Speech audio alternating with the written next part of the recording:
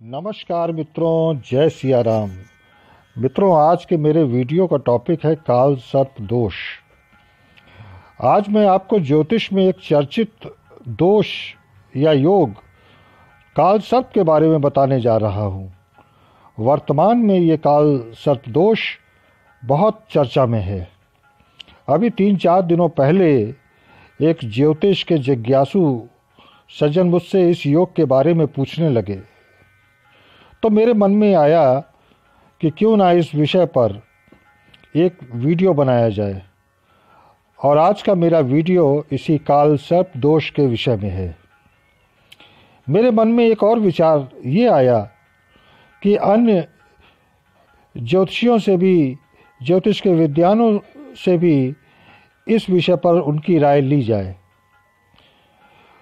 क्योंकि काल सर्प दोष के टॉपिक पर प्रायः ज्योतिष विद्वानों में अलग अलग राय होती है। तो इस विषय पर सबसे पहले मैंने अपने अग्रज मित्र श्री अंजनी कुमार पांडे जी से जानना चाहा कि उनके विचार से ये काल सर्प दोष क्या है। तो आइए जानते हैं कि काल सर्प दोष पर ज्योतिषाचार्य श्री अंजनी कुमार पांडे जी की क्या राय है।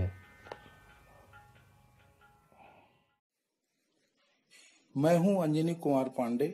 आज मैं अपने मित्र सर्वेश चतुर्वेदी के कहने पर काल सर्प के बारे में कुछ अपने शब्द रख रहा हूं। आज ज्योतिष के सर्वाधिक चर्चित व भयभीत करने वाले योगों में काल सर्प योग प्रमुख है। इसका किसी भी प्रामाणिक शास्त्र में उल्लेख विशेष तौर पर नहीं मिलता है। इस योग का विवरण भी नहीं मिलता है। अब प्रश्न उठता है, होता है या नहीं, अर्थात स्वाभाविक है। विद्वानों में मतभेद होगा, आपस में मतैक्य होगा। अब आगे बढ़ते हैं। प्रश्न क्या सही है, क्या गलत है, कितना मानना चाहिए, कितना डरना चाहिए, कितना उपाय करना चाहिए और ज्यादा क्यों नहीं डरना चाहिए, आज का हमारा यही विषय है। यानी यह योग है या दोष। अब चलते हैं काल सर्प के बारे में आगे। काल सर्प का मतलब है राहु यानी सर्प, केतु मतलब काल यानी काल सर्प योग। काल सर्प योग के बारे में मानसागरी, बृहद जातक इत्यादि में कुछ सर्प योग का उल्लेख है, लेकिन वर्तमान समय में कुछ ज्योतिषियों ने इसकी खूब चर्चा प्रारंभ कर दी है तथा खूब शांति की भी बात की जाती है। कभी कभी ऐसा देखा गया है कि देवज्ञ द्वारा व्यक्ति को इतना डरा दिया जाता है कि वह सो भी नहीं पाता, जबकि उस योग का प्रभाव नहीं होता है।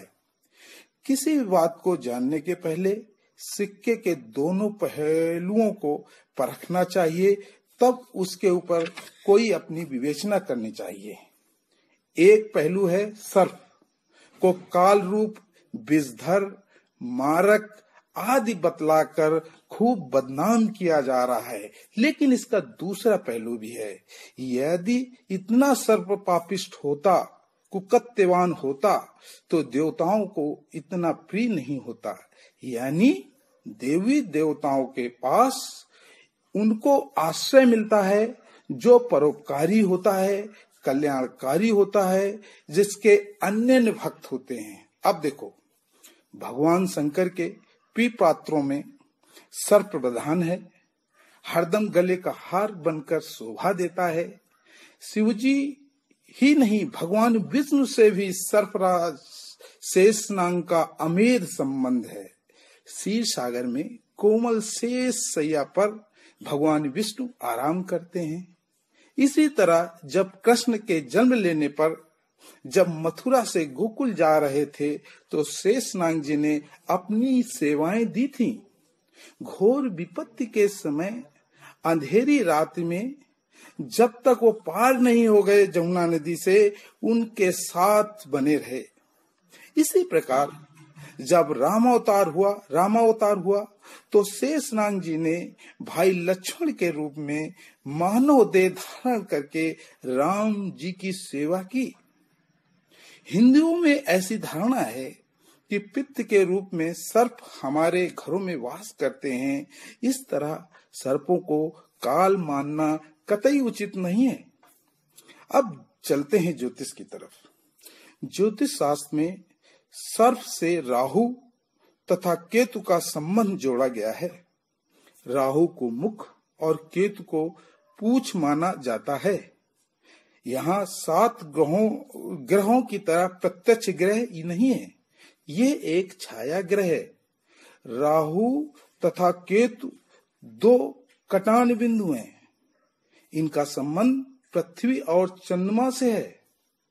जब पृथ्वी सूर्य के चारों ओर घूम रही होती है तथा पृथ्वी के चारों तरफ चंद्रमा घूमता हुआ सूर्य की परिक्रमा करता है, यानी यह लगातार पृथ्वी का 2 कटान बिंदु हैं। यानी सरल भाषा में इस तरह से कहें कि विद्युत के 2 लाइव वायर हैं। पृथ्वी तथा चंद्रमा को माने तो जहां पर ये काटते हैं वहां एक भीषण उल्कापात होता है, यानी कुछ न कुछ अच्छा या बुरा होता है। अब हम मानते हैं एक सरल भाषा में, यदि कारीगर उस समय वेल्डिंग कर रहा होता है और शॉर्ट सर्किट होगी तो वो जुड़ जाएगा, यानी ये एक अच्छा कार्य हो गया। हीटर जल गया, आपने गर्मी में ताप लिया ठंडक में। यदि उसी तरह से यदि ये शॉर्ट सर्किट होता है तो इससे नुकसान भी होता है। यानी राहु और केतु के जो कटान बिंदु हैं, ये ज्योतिष में एक महत्वपूर्ण भूमिका अदा करते हैं। आगे बढ़ें। ज्योतिष में भी राहु केतु की डिग्री का प्रभाव भी ऐसा ही होता है। कोई भी ग्रह जब उसके डिग्री से निकलता है, उसके आसपास डिग्री पे होता है, यह किसी भी भाव में होता है तो प्रत्यक्ष प्रभाव दिखता है। अच्छा यह बुरा, यह विद्वान ज्योतिष निश्चित रूप से बता सकता है और समाज में प्रत्यक्ष दिखता है। अब देखो, चूंकि कटान बिंदु हैं तो दोनों एक दूसरे से 180 डिग्री पे होगा। जब ग्रह राहु केतु एक तरफ सिमट जावे, जब राहु केतु के एक तरफ सभी ग्रह चले जाएं, दूसरी तरफ कोई ग्रह न हो, तो ऐसी स्थिति को काल सर्प योग कहते हैं। यानी जन्मांग में स्थिति उसी प्रकार असंतुलित हो जाती है जैसे तराजू के एक पलड़े में भार रख दिया जाए और दूसरे पलड़े में कुछ नहीं। अब समझने वाली एक बात यह है कि ऐसी स्थिति करीब 30 से 20% समय में ऐसा होता है। यानी हर तीसरी 5वीं कुंडली में यह योग, इस तरह का योग बना होता है। बस यही एक ऐसा बिंदु है कि जहां जातक जीवन की परिस्थितियों से परेशान हुआ तो तुरंत काल सर्प योग जातक तथा विद्वान को दिखता है और फिर केवल सर्प योग के बारे में ही वो बात करता है। अब प्रश्न उठता है, काल सर्प योग क्या केवल बुरे परिणाम देता है? यह निकलते हैं? वैसा नहीं है। लोग ज्यादातर राजयोग भोगते दिखते हैं इस कालखंड में, इस तरह की कुंडली वाले। अब प्रश्न उठता है, काल सर्प योग है या नहीं? इसका निर्धारण के कई महत्वपूर्ण बिंदु हैं।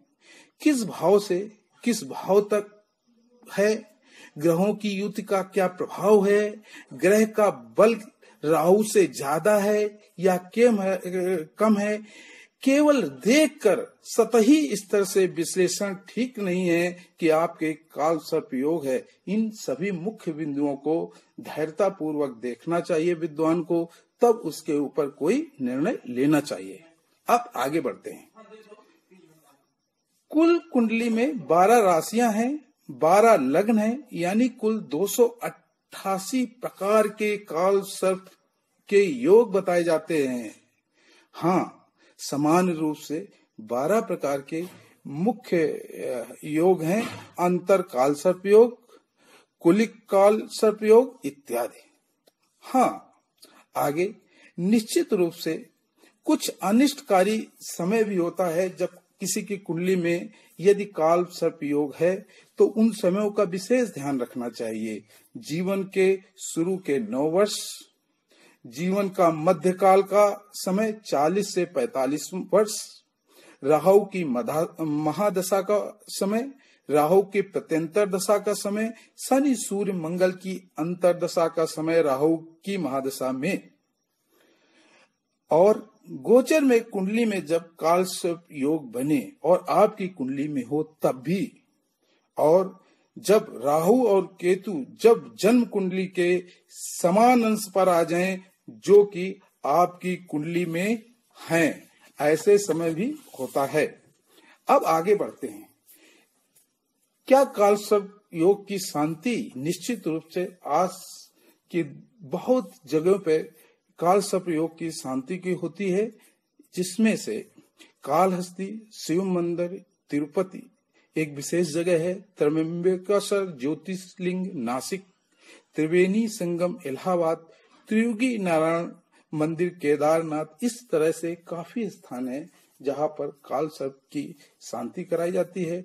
लोग वहां जाते हैं और शांति करते हैं। अंत में एक बात कहने योग्य यह है कि काल सर्प योग हमेशा कष्टकारी नहीं होता है। कभी कभी इतने अनुकूल परिणाम होते हैं कि व्यक्ति को विश्व स्तर पर न केवल प्रसिद्धि बनाते हैं बल्कि संपत्ति, वैभव, नाम, प्रसिद्धि वाले बनाते हैं। विश्व के तमाम महापुरुषों में योग होने के बाद भी वो एक शिखर पे पहुंचे, जैसे लता मंगेशकर, पंडित जवाहरलाल नेहरू, क्रिकेट प्लेयर तेंदुलकर और अमेरिका के राष्ट्रपति जॉर्ज बुश। अब एक बात निश्चित रूप से कही जा सकती है कि कुछ निश्चित रूप से अपूर्णता रह जाती है। ऐसा कौन है जिसमें संपूर्णता है? यानी डरे नहीं, यानी जब एक तरफ गए रहते हैं तब भी तमाम शुभ योग जन्मांग में प्रभावित होते हैं। यानी वो योग हैं पंच महापुरुषों, बुधादिकों इत्यादि, जिनके कारण काल सर्प योग का प्रभाव अल्पकालीन कम हो जाता है। किसी भी आज के परिदृश्य में अधिसंख्यक जनता, बहुत सारी जनता इस योग पर विश्वास करती है तथा पूर्ण जानकारी न होने पर भ्रमित होकर, दुखी होकर वो परेशान होती है। यदि शांति वो नहीं करा पाते तो उनको लगता है कि सब कुछ बेकार हो गया, हाथ पर हाथ धरकर बैठ जाते हैं। ऐसा कुछ नहीं है। यदि काल सर्प योग है, आप ज्यादा नहीं जानते हैं, को कुछ 2 विशेष उपाय हैं, इनको ही काम करें, निश्चित रूप से आपको पूर्ण शुभता मिलेगी। आप भी लोगों की तरह विश्व स्तर पे अपना नाम कमाएंगे। नंबर 1 उपाय, घर के पूजा स्थल में भगवान श्री कृष्ण की मोर पंख युक्त मूर्ति का नियमित पूजन करें। नंबर 2, शिव पंचाक्षर स्तोत्र का नियमित पाठ करें। ये 2 काम करेंगे तो निश्चित रूप से आपको इसका फायदा होगा। मेरा बस यही प्रयास था बताने की कि सब कुछ इस योग से नहीं होता है, अतः कुछ उपाय जो मैंने बताए हैं उनको करते रहिए और जीवन में आगे बढ़ते रहिए। जो आज के समय में काल सर्प के बारे में जो अवधारणा है उससे हटिए। काल सर्प योग है, दोष नहीं है। जय श्री कृष्ण, जय श्री कृष्ण।